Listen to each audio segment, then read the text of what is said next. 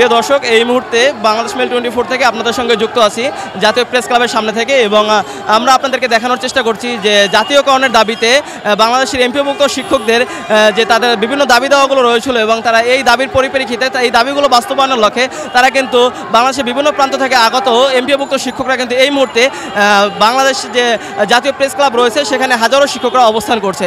এবং আমরা আপনাদেরকে এর মধ্যে আমরা জানিয়েছিলাম যে আসলে শিক্ষকরা যে বিভিন্ন ধরনের বৈষম্যের শিকার হচ্ছে এবং এই সকল বৈষম্য নিরসনের লক্ষ্যে তাদের কোনো কার্যকর পদক্ষেপ নেওয়া হয়নি এবং তাদেরকে বিভিন্ন সময় বিভিন্ন ধরনের আশ্বাস দেওয়া হলেও এখন পর্যন্ত কোনো আশ্বাস বাস্তবায়ন হয়নি। এবং আমরা এই সম্পর্কে একটু এখানে যে আন্দোলনরত শিক্ষকরা রয়েছে তাদের সঙ্গে আমরা এই মুহূর্তে একটু কথা বলার চেষ্টা করব। আসসালামু আলাইকুম। ওয়ালাইকুম আসসালাম। স্যার, বিসমিল্লাহির রহমানির রহিম। আমরা জানি বাংলাদেশের 98% শিক্ষার্থী এমপিওভুক্ত শিক্ষা প্রতিষ্ঠানে লেখাপড়া করে, কিন্তু একই কারিকুলামে পড়ে সরকারিরা অনেক সুযোগ সুবিধা ভোগ করে, অথচ আমরা অনেক সুবিধা থেকে বঞ্চিত। আমরা আহ্বান জানাচ্ছি অন্তর্বর্তী সরকার মহোদয়কে এক দফা বেসরকারি এমপিওভুক্ত প্রতিষ্ঠানকে জাতীয়করণ করতে হবে অবিলম্বে। আমাদের যত সুযোগ সুবিধা আছে সেই সুযোগ সুবিধাগুলো বাস্তবায়ন করার জন্য বিনীতভাবে অনুরোধ জানাচ্ছি। আল্লাহ হাফেজ। আসসালামু আলাইকুম। ওয়ালাইকুম আসসালাম। আপনি কোথা থেকে এসেছেন? আমি চট্টগ্রাম থেকে এসেছি।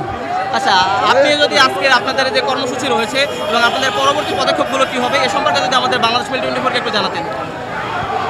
আমি 56,000 বর্গ কিলোমিটারের এই দেশের 5 লক্ষ শিক্ষক কর্মচারীর হয়ে আজকে কথা বলছি।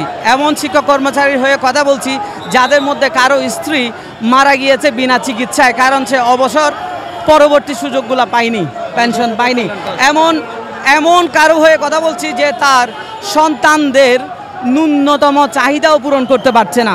এমন কারো হয়ে কথা বলছি যারা বাড়ি ভাড়ার জন্য পায় 1000 টাকা, চিকিৎসা ভাতার জন্য পায় 500 টাকা।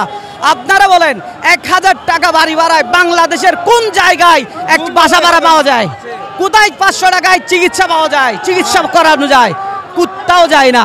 আমাদেরকে বলা হয়েছে আমরা এই বাজেট থেকে এই বৈষম্যের অবসান করব, কিন্তু না, আমাদেরকে 25% উৎসব ভাতা বাড়ানো হয়েছে। বলা হয়েছে এই বাজেট থেকে আমাদেরকে পর্যাপ্ত পরিমাণে বেতন ভাতা বৃদ্ধি করা হবে, কিন্তু এখনো পর্যন্ত আমাদেরকে কোনো কিছু বলে নাই। আমরা এই বৈষম্যের অবসান চাই। এটা আমরা শিক্ষকদের মান মর্যাদার প্রশ্নে আমরা একটা কথা বলতে চাই, রাষ্ট্র ব্যর্থ হয়েছে, শিক্ষকদের মান মর্যাদা দিতে রাষ্ট্র ব্যর্থ হয়েছে। আমাদের এখন দাবি একটাই, জাতীয়করণ করতেই হবে। আমাদের এক দফা এক দাবি, জাতীয়করণ। ধন্যবাদ, অসংখ্য ধন্যবাদ আপনাকে।